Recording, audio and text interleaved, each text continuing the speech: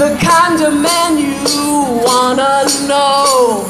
The kind of man you wanna know. Selfless acts of courage were his destiny. Selfless acts of courage were his destiny.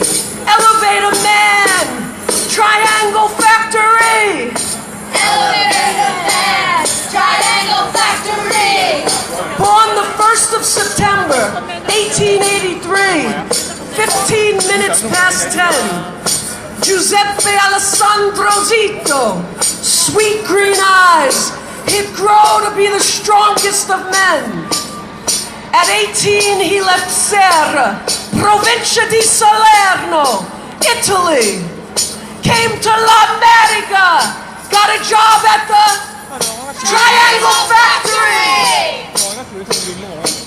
Joe ran one of 2 passenger elevator cars. The other was run by a man named Gaspare Motilalo.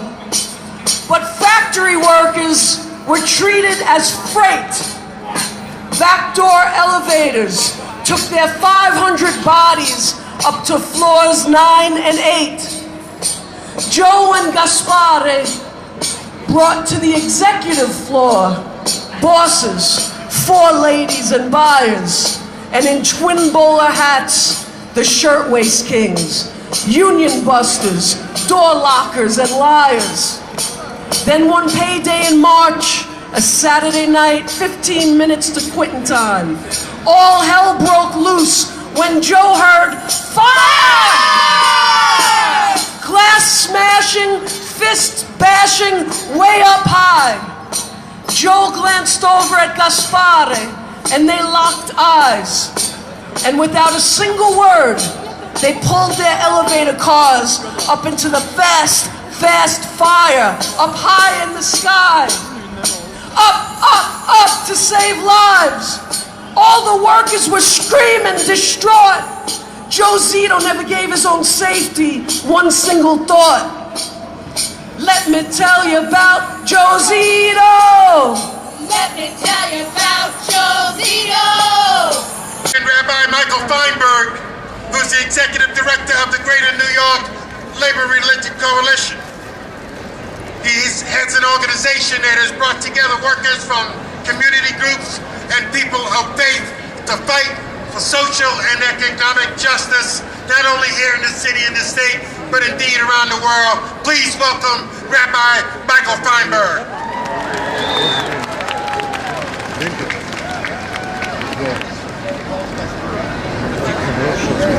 Good morning. I'd like to offer this prayer on behalf of all the families of the victims, and on behalf of all of us gathered here today to remember them and to fight on.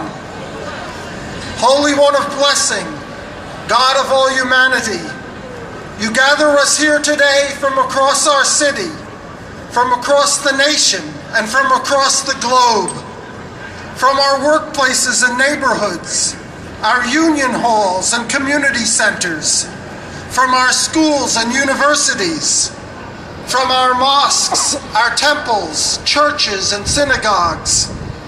You gather us in all of our magnificent diversity to be here of one voice, of one heart, of one intention, to remember and to mourn for the 146 workers, mostly young women and girls, who perished at this very spot 1 century ago. Zichronam livracha. May their memory be for a blessing.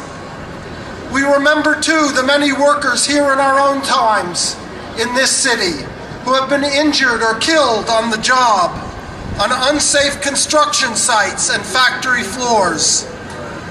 God of justice, you gather us today not simply to mourn, but to recommit ourselves to work for change, that no other workers are maimed or killed due to unsafe working conditions, that all workers may come to enjoy what are their basic human rights: a safe and secure workplace, a living wage, dignity, equality, and the right to organize.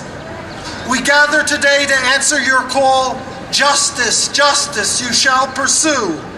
And in this place, together we pledge to pursue this vision of justice from Wall Street to Main Street, from the shop floor to the corporate boardroom, from City Hall to the halls of Congress, until, in the words of your prophet Amos, justice rolls down like waters and righteousness like a mighty stream.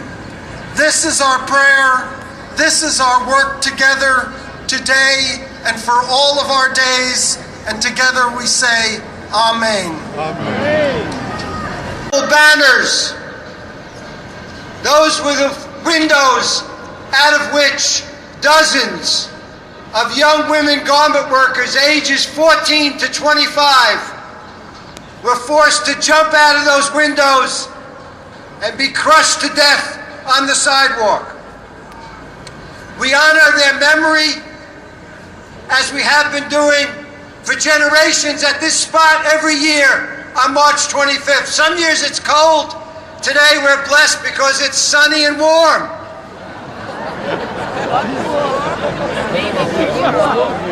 We come together to remind ourselves why those workers were killed by the greed of their bosses and the inaction of public officials to provide a safe way to exit those buildings.